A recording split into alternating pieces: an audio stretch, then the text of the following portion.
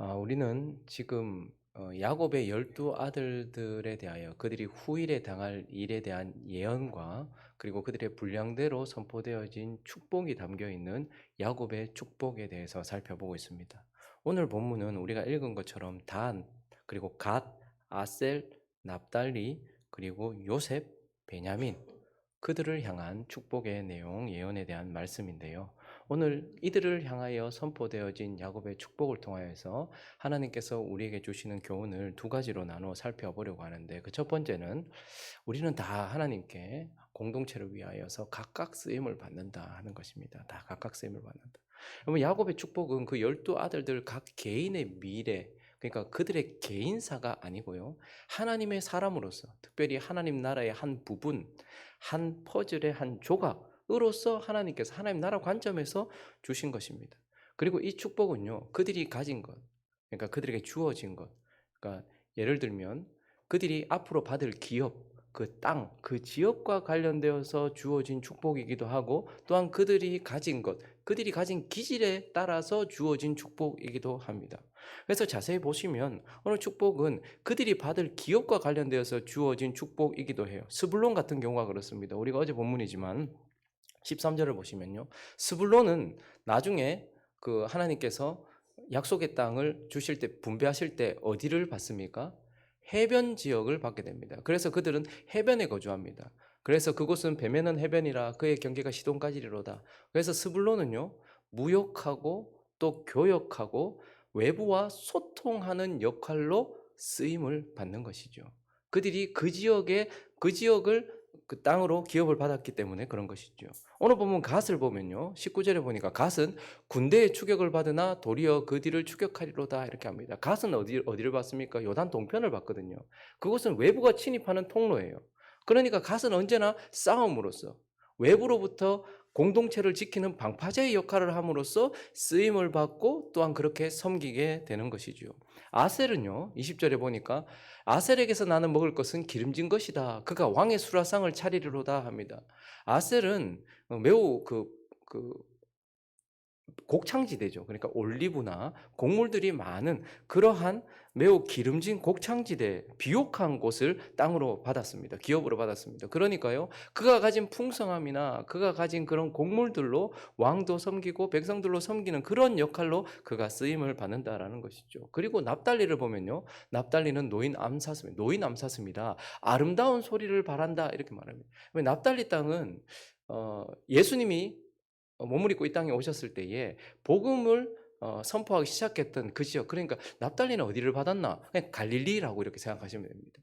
갈릴리 지경은 예수 그리스도께서 사역하시던 전초 기지였죠. 거기를 중심으로 사역을 하셨단 말입니다. 그래서 마태복음 4장을 가보시면 스불론 땅과 납달리 땅과 요단강 저편 해변길과 이방의 갈릴리여, 저기 납달리 땅이 나오죠.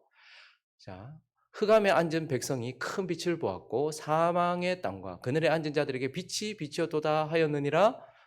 이때부터 예수께서 비로소 전파하여 이르시되 회개하라 천국이 가까워. 복음이 어디서부터?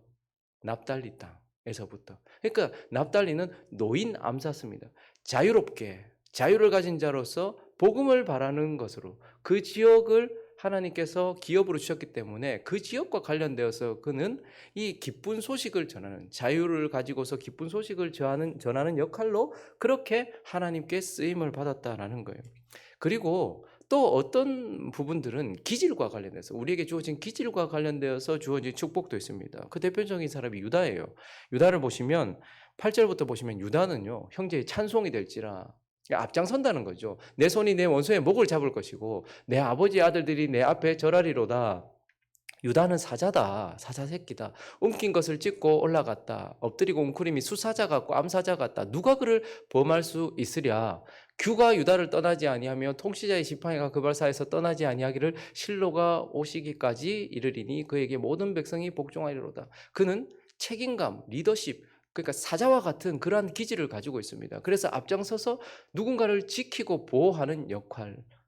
그리고요, 결국 그래서 왕족이 되고 그냥 왕의 가문이 되어서 나중에 진정한 왕이신 예수 그리스도가 오는 통로로 그 역할을 감당하게 되고 그렇게 쓰임을 받게 되는 것이죠. 어제 본문 이사가를 또 보시면요, 이사가는 이사갈은 양의 우리 사이에 꿇어앉은 건장한 낙이다. 이렇게 말씀하고 있어요. 그래서 보면 이사갈의 성품은 묵묵함, 성실함 이런 것들을 가지고 있습니다. 그래서 그는 땅을 기경하고 그렇게 섬기고 짐을 매는 그러함으로써 공동체를 섬기고 하나님께 쓰임을 받고 있다는 것을 보게 되고 오늘 베냐민은 이렇게 말하고 있습니다. 물어뜯는 일이다. 아침에는 빼앗은 것을 먹고 저녁에는 옮긴 것을 나누리라. 그러니까 베냐민은 매우 호전적이고 전투적이고 강인한 그러한 어떤 기질을 가지고 있습니다. 그래서요, 그는 전투력으로 그 싸움으로 하나님께 쓰임을 받고 그리고 공동체를 섬기는 것이죠. 그래서 이들 모두를 통해서 하나님 무슨 말씀을 하십니까? 각각 자기가 가진 것으로 쓰임을 받는다라는 거예요. 각각 자기가 가진 분량만큼 그것을 가지고 쓰임을 받을 수 있다는 거예요. 다 다양하게 하나님께서 쓰시더라 하는 것을 보게 됩니다. 그러니까 얼마나 많이 가졌느냐 보다 그리고 내가 가진 것을 가지고 섬기는 것이 중요한 것입니다. 5달란트를 받았느냐, 2달란트를 받았느냐, 1달란트를 받았느냐가 중요한 것이 아니고 내가 가진 것을 가지고 내가 얼마나 하나님께 드렸고 하나님께 쓰임 받은 충성을 하나님께서 우리에게 보시는 거예요. 그래서 5달란트 받은 자가 5달란트 남긴 것과 그리고 2달란트 받은 자가 2달란트 더 남긴 것 똑같이 칭찬을 하시는 것이죠. 저와 여러분은 기질도 다르고 가진 것도 다 다릅니다. 그래서 하나님은 너는 이거밖에 안 되기 때문에 너는 또 요걸 가졌기 때문에 안 돼. 라고 말씀하시지 않고 각자 가진 것을 가지고 다양하게 하나님께서 그 분량대로 쓰시더라라는 것을 오늘 이들을 향한 축복을 통해서 복받은 저와 여러분을 향해서 동일하게 말씀하고 있는 것입니다. 그리고 오늘 본문을 통해서 하나님께서 또 한 가지 우리에게 말씀하시는 것은 무너뜨릴 수도 있고 우리가 또 세울 수도 있다라는 거예요. 각각 쓰임을 받지만 또한 우리는 무너뜨릴 수도 있는 자들이고 또한 세울 수도 있는 자들이다라는 거예요. 사실 오늘 본문의 중심 인물은 단과 요셉이라고 할 수 있습니다. 왜요? 그들에 대해서 길게 기록했거든요. 뭐 다른 사람들은 그냥 한 줄, 뭐 한 번 언급하고 마는데요. 단에 대해서 그리고 요셉에 대해서는 길게 그렇게 우리에게 자세하게 기록해 주고 있습니다. 먼저 단을 보시면 16절에 보니까요. 단은 이스라엘 한 지파 같이 그의 백성을 재판한다는 뜻이거든요. 그러니까 이 단은 누군가를 재판할 수 있을 만큼 탁월함을 가지고 있는 그러한 지파, 그러한 사람이에요. 그렇지만 한 절 더 넘어가면요. 17절은 단은 길섭의 뱀이다.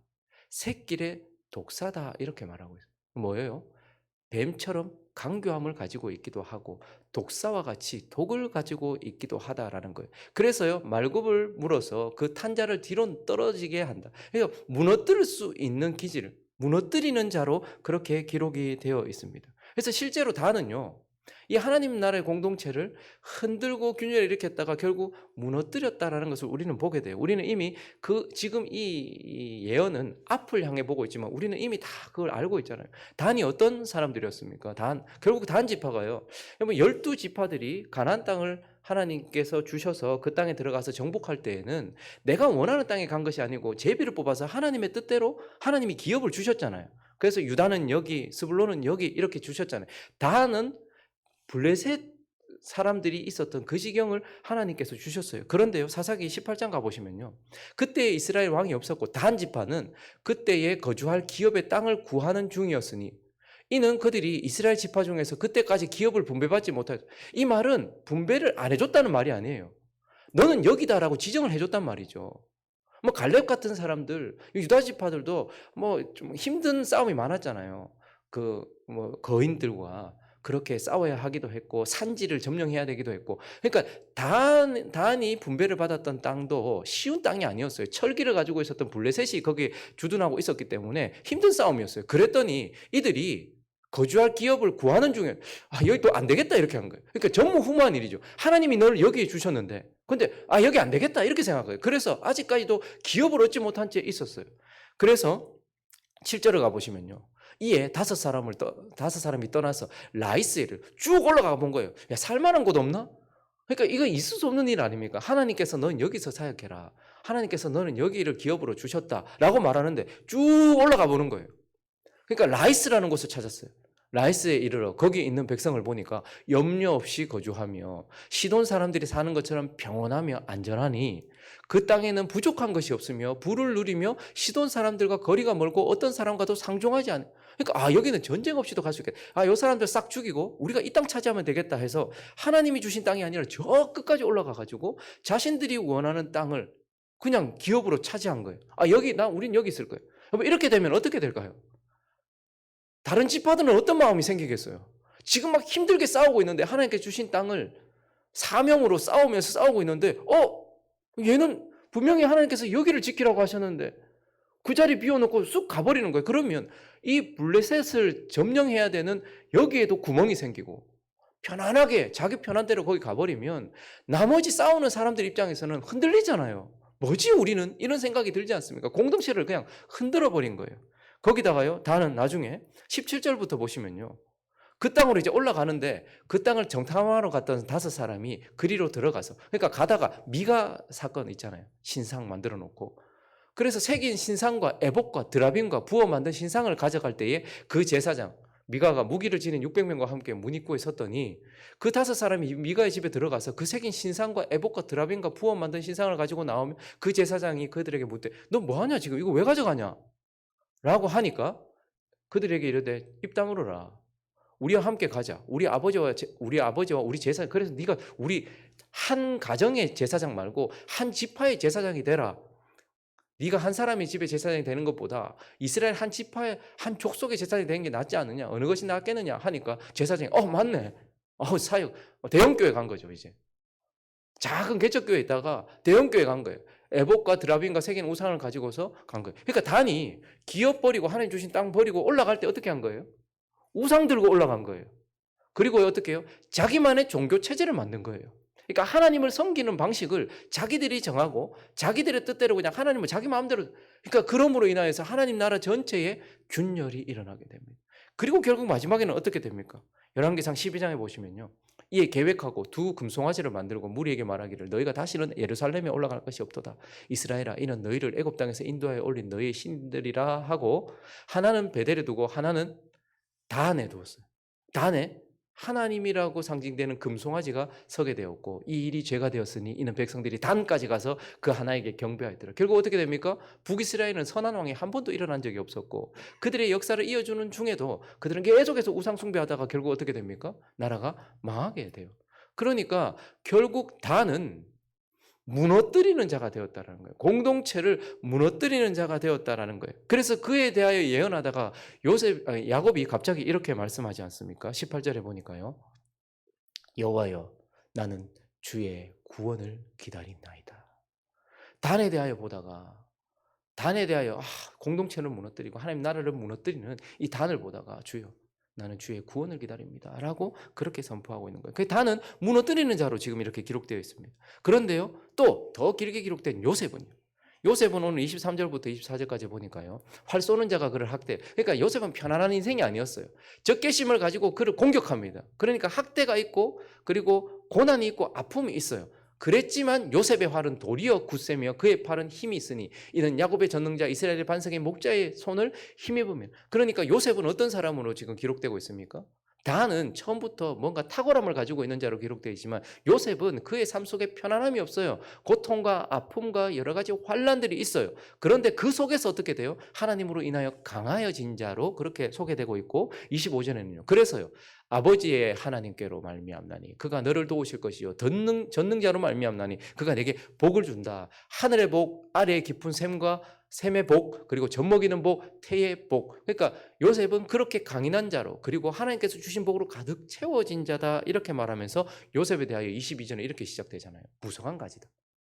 그래서 그만 먹고 사는 것이 아니고 샘 곁에 하나님 안에 있어서 하나님의 복으로 충만한 자고 가지를 넘어서 축복의 통로가 되어지고 축복을 흘려보내는 자. 그래서 요셉은 공동체를 세우고 공동체를 보호하고 공동체를 풍성하게 하는 자로 그렇게 기록이 되어 있는 거예요. 그러니까요. 이 야곱의 축복 안에는 어떤 사람은 무너뜨리는 자가 될 수 있고 어떤 사람은 세우는 자가 되어질 수 있다. 이렇게 말씀하고 있는 것이죠. 베드로가 그렇지 않습니까? 마태복음 한번 가볼까요? 마태복음 16장 16절을 보시면요. 시몬 베드로가 성령에 의하여서 하나님의 은혜로 인하여서 주는 그리스도시다. 살아계신 하나님의 아들입니다라고 고백했습니다. 그때 예수께서 이르시되 바요나 시몬아 네가 복이 있다. 이건 네가 안 것이 아니고 하늘에 계신 내 아버지께서 너로 알게 하셨다라고 말하면서 이제 네게 이르노니 너는 베드로다. 즉 반석이다. 내가 이 반석 위에 내 교회를 세울 것이다. 그러니까 베드로는 무엇인가 세우는 반석이라고 주님께서 말씀하셨어요. 그런데 이렇게 베드로에게 너는 반석이야. 너는 나의 교회를 세우는 그러한 세우는 자야. 라고 이렇게 말하자마자 몇 절 안 지나서 한번 가볼까요? 그래서 참 천국 열쇠를 네게 준다. 네가 땅에서 매면 하늘에도 매이고 풀면 하늘에서도 풀린다. 이거 얼마나 대단한 겁니까? 공동체를 세우고 공동체에 대한 얼마나 큰 그 역할입니까? 그런데요.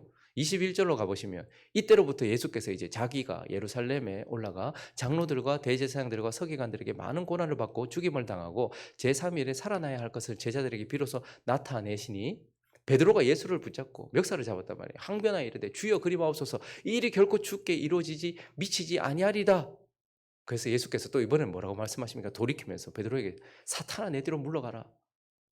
너는 나를 어떻게 하는 자다? 넘어뜨리는 자다. 스캔들.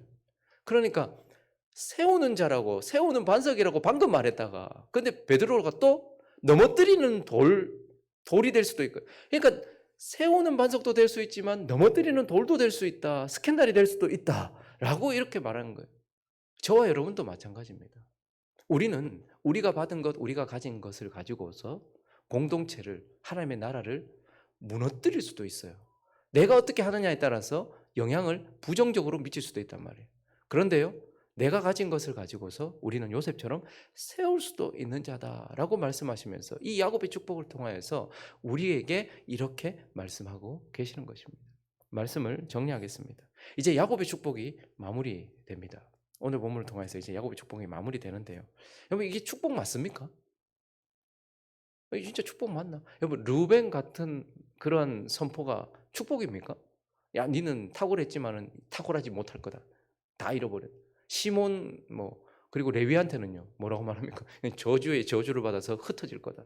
뭐 다는 막 내가 여호와의 구원을 기다려. 이 단을 보니까 여호와의 구원을 기다립니다. 뭐 이런 선포가 이루어지고 있는 이것이 축복입니까? 축복입니다. 왜 그렇습니까?